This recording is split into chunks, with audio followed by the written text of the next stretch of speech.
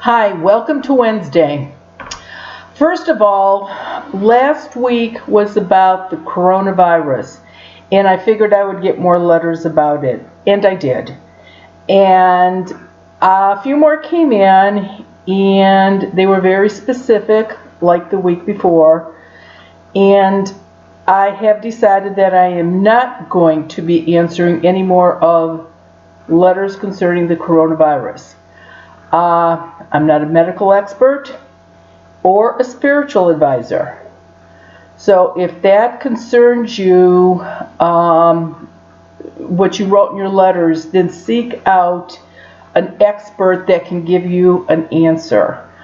I think I'm going to just leave that to the experts. Today we are going to talk about curses and negative energy. Now, on YouTube 60, I went over this in great detail about all kinds of different kinds of curses and negative energy. I am not going to rehash that. I'm going to start with letters today because there's quite a few letters that we'll do today, and I don't know if we'll do these again next week or not, but for sure we're just going to do letters today. Again, the basic subject answers, questions can be found in YouTube 60. So we'll just go right to the letters today and take it from there. Okay, this one is from Adana in Minnesota. I am 47 years old. I am divorced and have a 13-year-old son. I have been divorced for 5 years, and since then my life has been a continual spiral downward. I want you to know that your book has brought me some great comfort, and I rarely feel happiness or joy anymore, and it seems to get worse with time. I have been to many therapists, and I have tried an abundance of different medications, and no, this does not help me. Now I just find myself hoping for my life to end. I have financial problems and relationship problems, and my son and I both have health disabilities. And they have gotten worse over the last 5 years. I do not want to live like this for another 5 years. Am I cursed? Or am I experiencing some karmic cycle, and how can I make this right and in sync? It seems the harder I try to be positive and make major changes, I run into blocks. My grandfather on my mother's side was extremely abusive to the family and older aunts and uncles, and we have the same health issues on this side of the family. Connective tissue disorders. I will stop writing now as this is getting very long, and I'm sure you understand my question. Thank you so much. Okay, everything you had said absolutely could be from negative energy. I cannot tell from a letter if you have negative energy on you or not. However, just by experience, I'm going to say yes, you probably do, and it could have started actually before your divorce. Negative energy has a way of landing on people that are going through divorces. Now, but what got me is because of the last bit of information you gave me about your grandfather. This very well could be a generational curse, which means your father, your mother, you said this was your mother's side, so it would be your mother's side of the family, her father, her siblings. This could be something that has affected the family. Let me use the Kennedys as an example. And again, you may not believe in curses, but if I said, do you think the Kennedys are cursed? Come on, of course. And again, it wasn't just JFK or his father or his grandfather. I think it was probably even earlier than that. And then, of course, the son, too. So, curse needs to be taken off of you before your son turns 18. Curses do not affect children under 8. Well, curses are not put on children under 18. But they can affect your son. And it affects them in this way. You have negative energy on you. Your son lives with you. So you're in the same room. You're breathing the same air. It would be like if you smoked and your son did not, he would still be getting secondhand smoke. So that is probably why it's affecting him. And with somebody that has a curse on them, pills do not work. Nothing works. The 3 things that a curse will affect are health, money, and relationships. And it can be one of those things, 2 of those things, or all 3 of those things. But it has to be removed. A little bit later on, I will tell you how to do that. And I think once you can remove this negative energy off of you, I think you will be totally surprised. We're from Serbia. My father, mother, and me. We have lived in the United States for 12 years now. My mother is very, very sick, and she has been to many, many doctors, and they can find absolutely nothing wrong with her. And so we're wondering if maybe she has a curse on her. This was a house that I actually got a letter from and went to because this woman had a terrible curse on her. A lot of people that are from foreign countries make a good living here when they come to the United States, and they try to support their family back in the old country. They try to send them money and clothes, whatever they send over there. And this family, the husband and wife, didn't have a lot of money to send, and they needed it for themselves. And what actually happened is that the relatives in Serbia were so angry with them for not sending them money that they cursed them. And especially her, because they didn't think it was her husband. They thought it was all her fault. Turns out that she had been to 3 different doctors. Her voice was terrible. You could hardly understand her when she talked.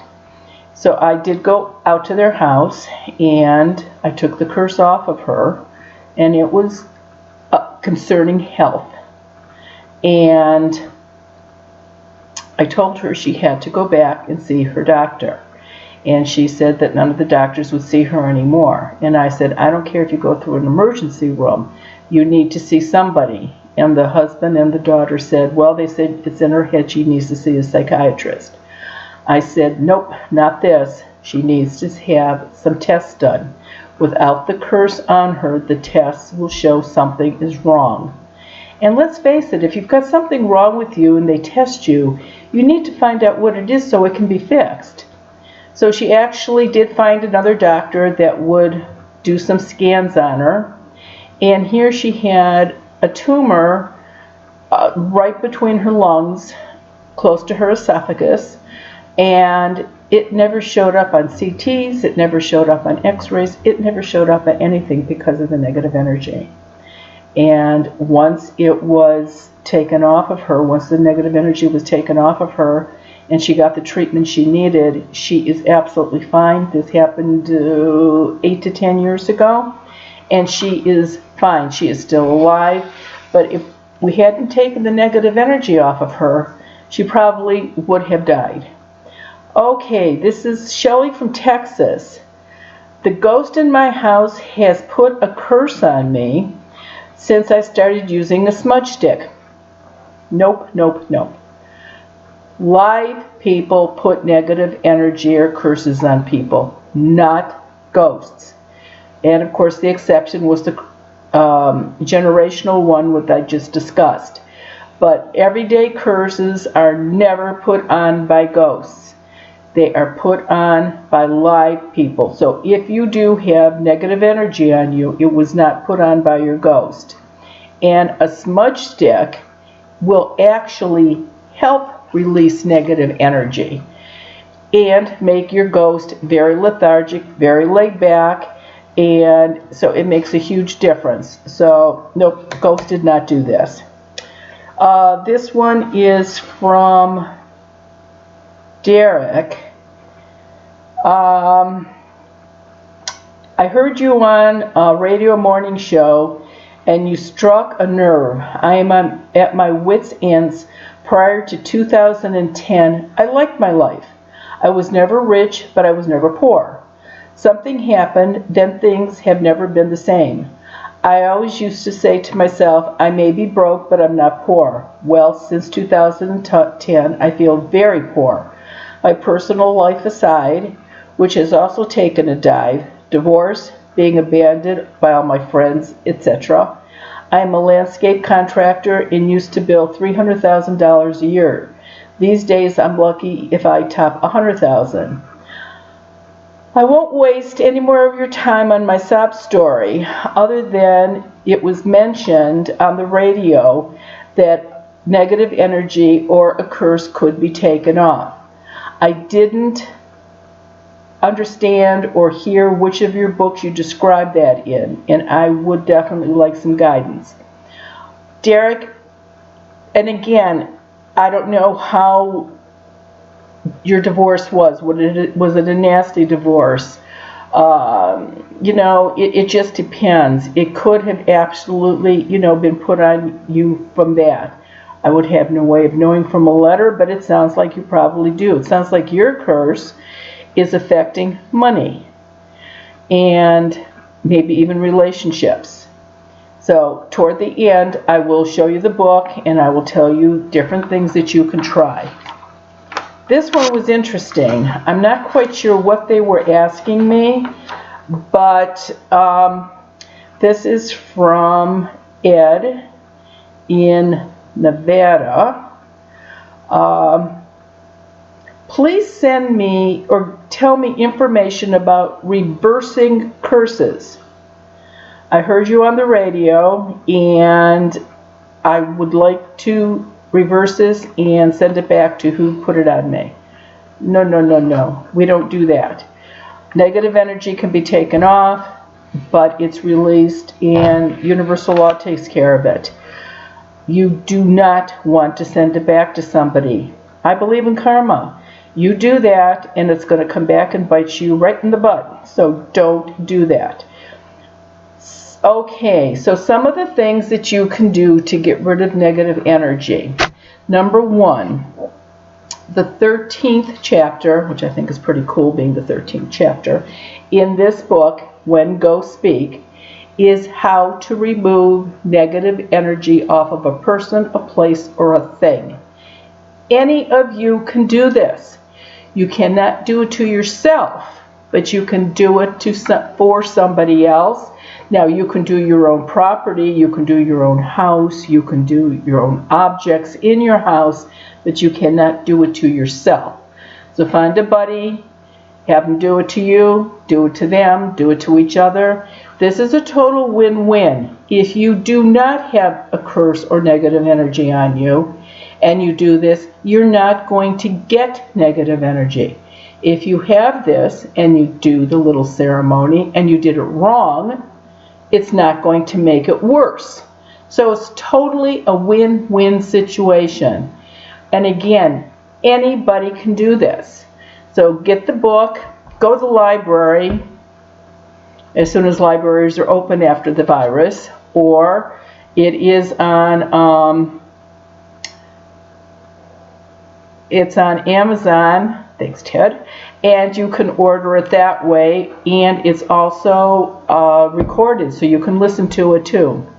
The other thing that I tell people to use is a smudge stick. This is a smudge stick. This is actually what Native American Indians use, and there's absolutely no reason why everybody can't use a smudge stick.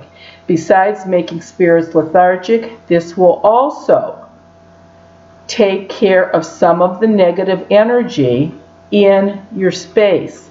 It'll lessen it on you a little bit, but it will definitely make your space clearer, and if you're living with kids or other people in the house, at least it'll stop affecting them as bad as it's affecting the person that has the negative energy on them. Now, the other thing that I tell people is throw a couple tablespoons of salt in a bath and soak in it for about 10 minutes. Blessed sea salt is better, but at least sea salt will help.